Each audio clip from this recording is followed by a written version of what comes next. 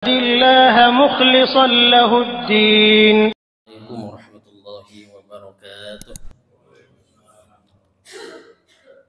بسم الله الحمد لله والصلاة والسلام على رسول الله سيدنا محمد بن عبد الله وعلى آله وصحبه ومواله ولا حول ولا قوة إلا بالله. Hadirin jamaah rahimakumullah, ibu bapak yang dirahmati Allah, bersyukur kepada Allah dengan mengucapkan alhamdulillahirabbil alamin, bersalawat ke atas Nabi dengan mengucapkan Allahumma sholli ala sayyidina Muhammad wa ala ali sayyidina Muhammad. Ada satu renungan bagi kita terhadap amalan-amalan yang sedang atau sudah kita lakukan. Ada kisah nyata di satu negara di Mesir. Ada kisah nyata seorang muazin, seorang muazin itu tukang adzan kalau bahasa kita. Tentu dia hari-hari ke masjid, dia mengumandangkan adzan, dia pastinya senantiasa dekat dengan masjid. Seorang pemuda, kemudian dia tergoda oleh seorang gadis Mesir yang sering dia temui, sering dia jumpai, dan dia merasa harus mengungkapkan perasaannya kepada seorang gadis tersebut. Sudah tidak kuat dia mengungkapkan perasaannya, dia ungkapkan bahwa hatiku tertarik olehmu, aku ingin meminangmu. Maka jawaban gadis itu, orang tuaku tidak akan menyetujuinya, pinanganmu tidak akan diterima. Kenapa? Karena aku seorang Nasrani. Kata gadis Mesir itu, di Mesir itu terkenal ada namanya Kristen Optik, atau Nasrani Tulen. Kalau kita Katolik menyebutnya. Aku seorang Nasrani, tidak mungkin orang tuaku menerima lamaranmu. Kalau begitu engkau masuk saja, login lah bahasa kita. Masuk saja bersamaku kepada agamaku, kata seorang pemuda itu. Tidak mungkin, orang tuaku akan memarahinya. Lalu, kalau begitu aku ikut saja agamamu. Maka seorang pemuda itu, singkat cerita, dia mengikuti agama si gadis tersebut karena cintanya. Hadirin yang dirahmati Allah, beberapa selang kemudian dia melamarnya dan diterima karena memang dia sudah mengikuti agamanya. Diterima lamarannya. Kemudian dia melangsungkan pernikahan. Pernikahan terjadilah dengan agama yang sama karena dia sudah pindah si pemuda itu. Tapi apa yang terjadi di malam yang pertama itu, pemuda itu naik ke satu lantai untuk bersama dengan istrinya. Kemudian dia terpleset, jatuh dan meninggal dunia. Apa yang dia inginkan belum dia tercapai. Kemudian dia mati dalam keadaan bukan muslim.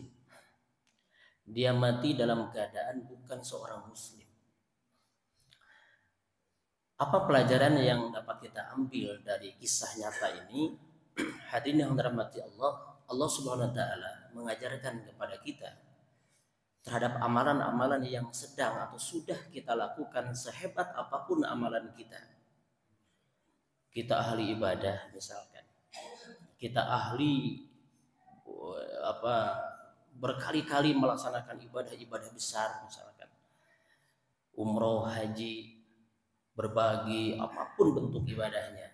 Sesungguhnya jika kita lalai, maka itu tidak ada jaminan kita husnul khotimah.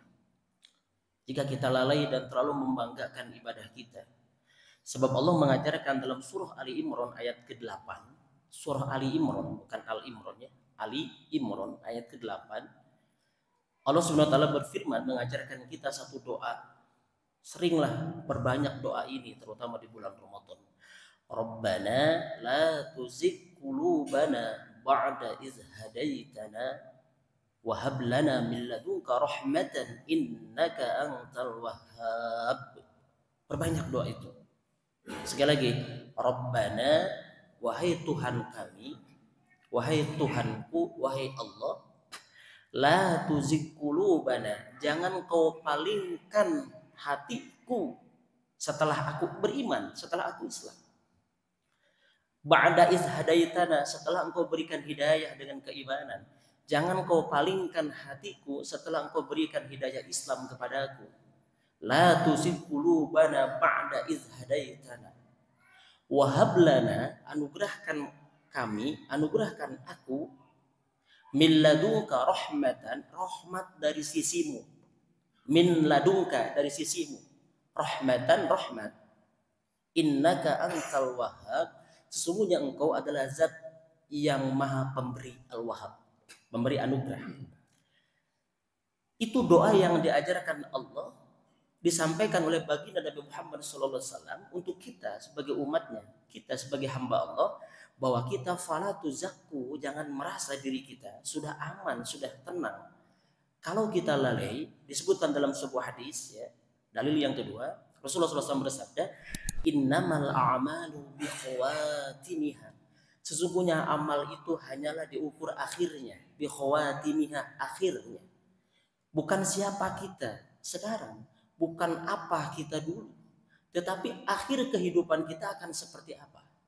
Innamal a'malu bikhawatimiha, sesungguhnya hanyalah, innama adatul hasyr dalam istilah ilmu nahwu, kekhususan, hanyalah amal itu bikhawatimiha, dihitung akhir kehidupan kita. Makanya ada husnul khotimah, ada su'ul khotimah. Khotimah itu apa? Akhir. Kan tidak ada husnul awaliyah, tidak ada. Atau su'ul awaliyah, baik di awal, jelek di awal, tidak ada. Yang ada husnul khotimah, su'ul khotimah, akhir yang baik atau akhir yang buruk. Tidak ada awal yang baik, awal yang buruk. Itu yang perlu menjadi renungan bagi kita. Kemudian kata baginda Nabi dalam hadis itu panjang, sehingga engkau jangan merasa kagum, kata baginda Nabi, dengan amal baik seseorang sebelum engkau melihat akhirnya. Sebaliknya, jangan engkau juga langsung menghukumi, memvonis amal buruk seseorang yang engkau lihat sehingga engkau melihat akhirnya. Ditafsirkan oleh Ibnu Hajar Al-Haytami, kata Ibnu Hajar Al-Haytami, seseorang itu boleh jadi nampak melakukan kebaikan hari ini, ahli ibadah hari ini, namun dalam hatinya ada benih-benih keburukan, benih-benih syirik, benih-benih kejahatan yang terus dia tanam, kemudian tumbuh dan berbuah di akhir hayatnya, benih-benih keburukan itu, dan dia menjadi su'ul khotimah. Sebaliknya, ada orang yang nampak kau melakukan kejahatan hari ini, namun ada benih-benih kebaikan, ada keinginan bertobat, ada keinginan hijrah, ada benih kebaikan yang dia tanam, lalu tumbuh dan berbunga, berbuah di akhir hayatnya, dan dia menjadi husnul khotimah. Oleh karena itu, hadirin yang terhormati Allah, tetap jaga amalan kita semata karena rahmat Allah, satu. Yang kedua, tetaplah berdoa dan memohon kepada Allah supaya Allah tetapkan iman kita. Banyak doa yang dicontohkan oleh baginda Nabi. Allahumma, misalkan, ya muqallibal qulub, tsabbit qalbi 'ala dinik, wa ya musarrifal qulub, sarrif qulub atau qalbi 'ala ta'atik. Itu di antara doanya. Selain Rabbana la tuzigh qulubana sampai akhir yang tadi surah Ali Imran ayat 8. Banyak doa yang diajarkan baginda Nabi. Allahumma a'ini ala zikrika wa syukrika wa husni ibadatik. Memohon ketetapan iman. Allahumma tsabbit imanana, misalkan.